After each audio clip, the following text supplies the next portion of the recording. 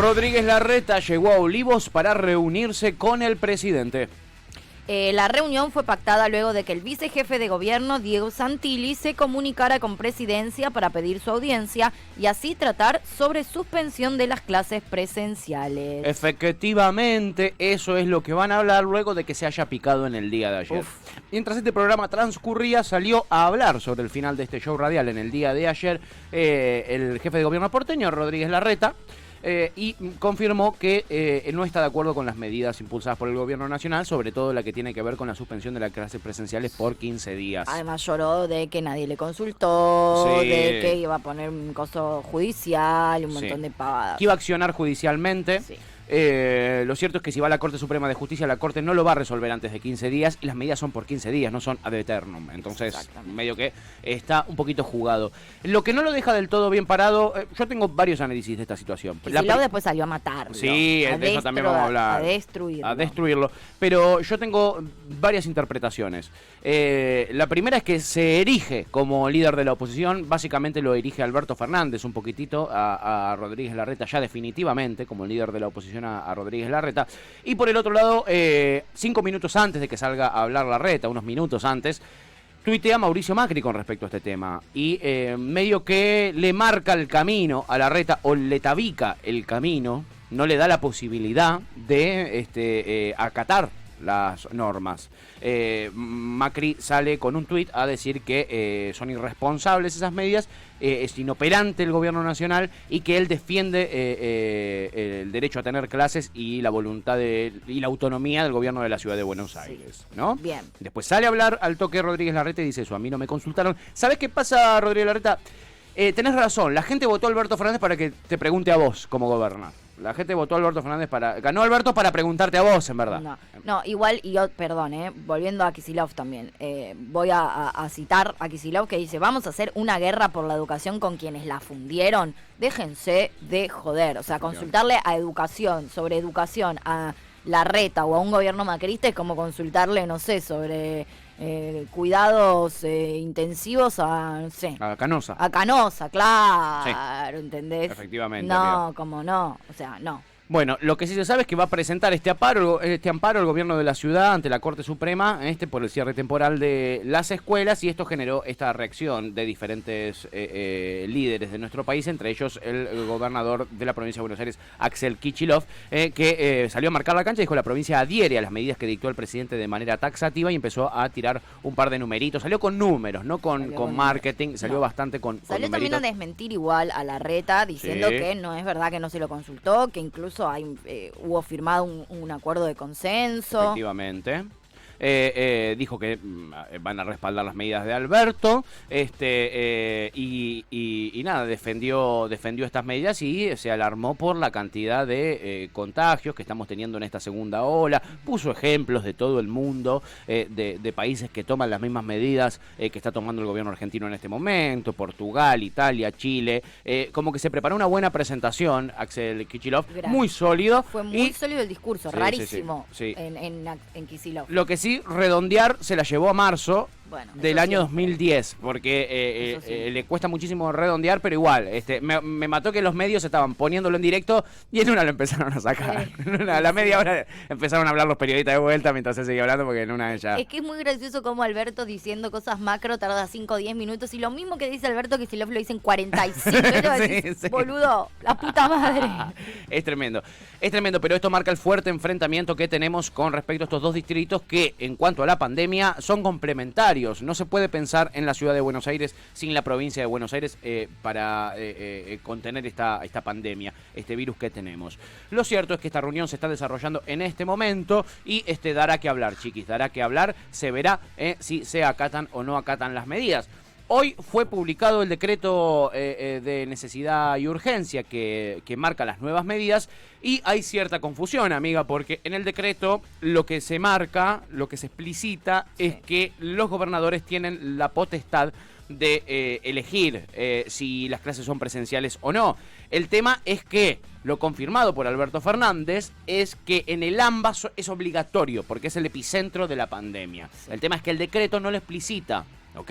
Sí lo explicitó Alberto Fernández. Alberto Fernández dijo que es obligatorio acatar todas las medidas en la ciudad de Buenos Aires y en la provincia de Buenos Aires. El conflicto ahora es ese, cómo se interpreta.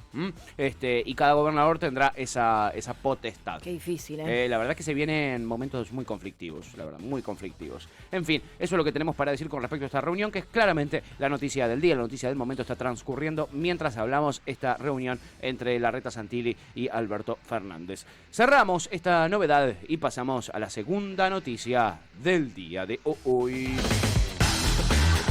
Se confirmó un nuevo vuelo a Moscú en busca de más vacunas. El avión de Aerolíneas partirá el sábado desde Ezeiza. La cantidad de dosis aún no está definida, pero se sumará a las 864.000 de AstraZeneca Oxford pertenecientes al programa COVAX, que también llegarán el fin de semana. Efectivamente, amiga, esto surge en un momento en el que durante el día de ayer hemos vuelto a escalar en la cantidad de fallecidos. 383 personas fallecieron en el día de ayer. Nos vamos acercando al récord. Sí, nos vamos acercando al récord fuertemente, a pasos agigantados, y tuvimos 24.999 nuevos casos de COVID positivo en la Argentina. En el día de ayer ya estábamos en ese promedio que veníamos mencionando nosotros, 25 lucas de contagios por día. Eso es lo que estamos teniendo. Mientras tanto, las clínicas bonaerenses advierten que crece el traslado de pacientes porteños a la provincia de Buenos Aires debido a la saturación del sistema de salud en la ciudad de Buenos Aires. Esto no lo vas a escuchar mucho en los medios de comunicación porque tiene cierta protección mediática el gobierno de la ciudad de Buenos Aires. Un poquitito, ponele. Y nada, lo que también reportan, amiga, lo que también están reportando mucho es la cantidad de pacientes jóvenes que están ocupando camas de terapia intermedia y de terapia intensiva. Es muy grave esa situación. Y los médicos preocupados también, justamente lo que hace eso es lo que hablábamos y tanto miedo nos daba al principio de la cuarentena el año pasado, cuando estábamos hablando de la posibilidad de que se sature el sistema sanitario, es lo que sucedió en un montón de países, de que después, eventualmente, los médicos tienen que elegir a quién le dan el respirador. O sea, tienen que elegir. Y lo que decía un médico ayer es: yo lamentablemente en ese momento tengo la obligación de elegir a el que tiene más posibilidades de sobrevivir. Claro. Entonces, digo, está cantado quién va a sobrevivir. Dejémonos de joder. O sea, no podés poner esa decisión en manos de los médicos, esa responsabilidad gigante, porque nosotros no podemos cuidarnos un poquito o porque seguimos con las escuelas abiertas. No es tan difícil. No es tan difícil, chiquis. No es tan difícil. La verdad, ojalá fuera fácil. Ojalá fuera. Si fuese fácil, seguramente no estaríamos en esta situación. Claro, ¿me entendés? Mira, la misma Organización Mundial de la Salud, amiga, salió a decir ayer que nos estamos acercando a la tasa de infección más alta desde el comienzo de la pandemia por COVID-19. Hay países en el hemisferio norte que van por la cuarta ola, nosotros recién estamos en la segunda ola. Y como hablábamos ayer con el infectólogo y médico pediatra Rubén Sosa, lo que va a terminar pasando, si esto se sigue demorando y si la vacunación se sigue extendiendo en el tiempo, es que cuando lleguemos a un 40% de la vacunación total, se empiecen a vencer la inmunización de las primeras personas vacunadas y tengan que volver a ser vacunadas, y todo esto empiece de vuelta y año tras año se convierta en algo natural, que los estados nacionales destinen un montón de millones de dólares a la vacunación de personas, año tras año. Si no buscamos una solución de raíz, si no ponemos todo el sistema de salud mundial y las farmacéuticas y los laboratorios de todo el mundo a disposición de la humanidad, a disposición de salvar la humanidad, se nos va a complicar bastante y esto puede llegar a durar muchísimo. Las nuevas medidas ya entraron en vigencia desde las 0 horas de este día. Las medidas que hemos repasado en el día de ayer, recordemos, en el AMBA se suspenden shoppings y centros comerciales, todas las actividades deportivas, recreativas, sociales, culturales y religiosas en ámbitos cerrados quedan canceladas. Locales comerciales, salvo las excepciones que están en el artículo 20 del decreto, vayan a buscarlo ahí si tienen un comercio, chickens, y escuchan este programa, artículo 20 del decreto del día de hoy, entre las 19 y las 6 del día siguiente están cerrados. Locales gastronómicos, también restaurantes, bares, entre las 19 y las 6 del día siguiente también cerrados, excepto modalidades de reparto a domicilio. Bien. Eso se va a contemplar. Hasta las 23 horas eso. Eso está hasta las 23 horas y en el horario de 6 a 19 los locales gastronómicos solo pueden atender a sus clientes y clientas en espacios habilitados al aire libre, ya no más dentro del local como viene sucediendo y como uno vio cotidianamente durante los últimos meses. En el transporte urbano también hay, y en la circulación también hay medidas que empiezan a regir desde el día de hoy y que son restrictivas. De esta manera es que cerramos esta noticia y pasamos a la tercera novedad del día de hoy. Guado de Pedro irá a diputados para analizar la postergación de las elecciones. El ministro del Interior, junto al presidente de la Cámara, Sergio Massa, se reunirá con los presidentes de los bloques con una agenda que también incluye la posible creación de una comisión de seguimiento de la pandemia. Efectivamente, amiga, van Guado de Pedro con Sergio Massa. A las 12:30, si no tengo mal la información, estarán yendo allí para terminar de debatir esto con la oposición. Una oposición, yo lo recalco, lo digo cada vez que puedo en este programa, a la cual se le da muchísimo poder, me parece. Muchísimo poder de decisión. Cuando gobernó Juntos por el Cambio, yo recuerdo la oposición, lo que ahora es el Frente de Todos, acompañando la mayor de las medidas en pos de la gobernabilidad, cosa que no está sucediendo del otro modo. Y el gobierno le da muchísima potestad de decidir a la oposición, ¿viste? Cuando vienen demostrando mucha irresponsabilidad, porque de última al principio, uno necesitaba mostrar cierta unión, porque era clave, ¿no? Como para también que las personas entiendan que venía en serio. Creo que al principio eso sucedió, pero ahora no está sucediendo. No. De hecho, todo lo contrario, entonces ya está, listo. Sí, sí.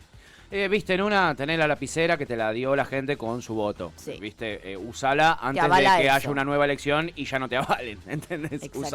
Usala antes de que sea tarde. Bueno, ¿cuál es la idea de esta ley, de este borrador de proyecto de ley que lleva Guado de Pedro y Sergio Massa? Es postergar las PASO del 8 de agosto al 12 de septiembre y las legislativas del 24 de octubre al 14 de noviembre. ¿Se entiende? Es un mes de diferencia en cada una de las elecciones, con la esperanza de que amaine un poco la situación tan tremenda que tenemos por la pandemia y que sea posible que la gente se aglomere en los centros de votación. Mientras tanto, si la cosa sigue como ahora, la verdad es que sería muy riesgoso llevar adelante elecciones, más como están en la Argentina. Habría que reformar el sistema electoral completo, porque nosotros votamos con boleta de papel. La gente toca esa boleta, el cuarto oscuro, ¿me entendés? ¿Que vas a desinfectar el papel con alcohol? ¿Qué onda? ¿Me entendés? Que se rompe el papel porque le tirás alcohol, es voto nulo, ¿me entendés? Pasan un montón de cosas que no han sido contempladas y que podrían haber sido contempladas también el año pasado, sabiendo que este año sería como es, ¿no? En fin, así vamos a llegar a una terrible noticia, es la cuarta novedad del día de hoy. La inflación de marzo fue la máxima del año, 4.8%. Así lo informó el Instituto Nacional de Estadísticas y Censos. El ministro de Economía, Martín Guzmán, había anticipado que se esperaba un índice alto. Sí, ya lo había dicho desde Francia en el día de ayer, lo dijo antes de que sea anunciado por el INDEC. Se esperaba esto, se sabía, y con esta suba la inflación minorista nada más, sin contar la mayorista, la minorista del primer trimestre de los primeros 3 meses del año es del 13%. Ya es la mitad de toda la inflación del año pasado, en los primeros 3 meses del año. Es una locura. En los últimos 12 meses, si vos contás 12 meses de corrido de acá, se tiene de marzo a marzo, 42,6% de inflación. No llegamos incluso a los límites del macrismo, ¿no? Pero claramente no está relacionada con el aumento de los sueldos, digámoslo, no, ojalá. No sé si el salario de alguien de marzo acá aumentó un 42%, no. Pero me la juego que no. No lo creo, no le creo. Si alguien nos dice sí a mí, no te creo, chingüengüencha, no nos vengas a mentir, ¿eh?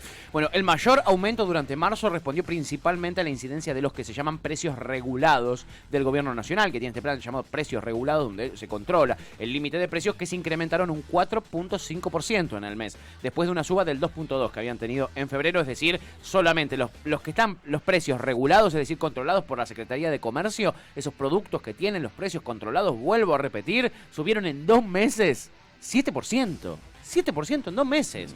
Y están controlados por el gobierno nacional esos precios, imagínate. ¿Y qué pasó? ¿Dónde está lo central? En el aumento, amiga, de los insumos para la educación. Empezaron las clases, hubo aumento en guardapolvo, aumento en lápiz, aumento en cartuchera, aumento en ropa escolar, aumento en de todo. Todo lo que tiene que ver con la educación aumentó un montón. Las cuotas de los colegios también aumentaron, los de los colegios privados. Aumentaron los combustibles, el tabaco, las prepagas, el transporte. aumentó el subte, aumentaron en distintas provincias las tarifas de transporte y nada, la situación es bastante complicada. Martín Guzmán dijo que se verá una reducción de la inflación de acá en adelante, a cruzar los dedos. Ojalá, diría Riverito, a cruzar los dedos. En fin, con esto cerramos esta terrible noticia y vamos con una buena, para cerrar las noticias del día de hoy. La Corte de Brasil ratificó la anulación de condenas contra Lula da Silva. El fallo, que ratifica una decisión de marzo, considera que las causas de Lula ante el juzgado de Curitiba del ex juez Sergio Moro en la operación Lava Jato no tenían vínculos con los desvíos de fondos en la empresa estatal Petrobras. Efectivamente, amiga, y esto le permite a Lula da Silva, si es que él quiere, estar en condiciones de ser candidato en los comicios del 2022. Lo ratificó nada más y nada menos que el Supremo Tribunal Federal, la Corte Suprema de Justicia que era brasileña. La última instancia que necesitaban que lo ratifique. Exacto, es la máxima Corte de Brasil y Lula esto libre. Lo avala Lula libre de verdad en este caso. 580 días preso lo mantuvieron estas injustas medidas. Hoy se comprueba que no había ningún vínculo para que él esté 580 días preso, que no pueda participar de las elecciones y que hoy las consecuencias de todo esto, de esta novedad que les estamos dando, de que Lula haya estado preso 580 días, de que no haya podido participar en las elecciones, las consecuencias de todo esto es lo que hay en Brasil ahora. Un gobierno de extrema derecha, de un tipo que es un personaje de un dibujito animado y que ha llevado la catástrofe sanitaria más grande en la historia de América Latina a su país. Muy grave. Y a una crisis económica tremenda, a la privatización de servicios que estaban nacionalizados y que funcionaban bien en el Brasil, a una situación muy trágica. Eso lo llevó la justicia brasileña con sus cómplices, muy amigos de la Embajada de Estados Unidos, como el señor Sergio Moro, que fue el juez que lo encanó a Lula y que luego fue erigido por este gobierno de ultraderecha, comandado por Jair Bolsonaro, como ministro de Justicia. Sí, que recordemos también que Jair Bolsonaro está implicado en el asesinato de Mariel Franco. Exacto. Y es una pista que jamás se ha averiguado. Digo, la justicia claramente funciona para lo que le conviene. Porque jamás se investigó la pista clave que da con Bolsonaro como partícipe necesario del asesinato de Mariel Franco, que ya hemos hablado de ella. Efectivamente. Un dato que no es menor es la investigación del Lava Jato sigue. Lo que pasa es que las responsabilidades de Lula han sido comprobadas que no eran tales, no eran por lo menos como se decía. El Lula que dijo, sí, que si puede, va a ser candidato para enfrentar a este fascista de Bolsonaro. Dijo, detrás, dijo Lula en el día de ayer, había intereses del Departamento de Justicia de los Estados Unidos. Hay cables que han sido filtrados por organizaciones como Wikileaks que demuestran que esto es así, que demuestran que había un interés certero del Departamento de Justicia de los Estados Unidos en que Lula esté en cana y en que hoy tengan un gobierno como el que tienen. Wikileaks, cada vez que alguien habla de Wikileaks me hace acordar al capítulo de South Park, que Wikileaks todo con South Park. Todo con South Park. Todo con... No se puede seguir de esta manera, chicas. No se puede seguir de esta manera. Es irrespetuoso, ¿entiendes? Pero South Park es irrespetuoso y lo veo todos los días antes de irme a dormir. ¿Qué crees que haga? Con razón sos tan irrespetuosa vos. Claro. Con razón. Es lo último que veo antes de dormir, South Park. ¿Qué cosa, chicas?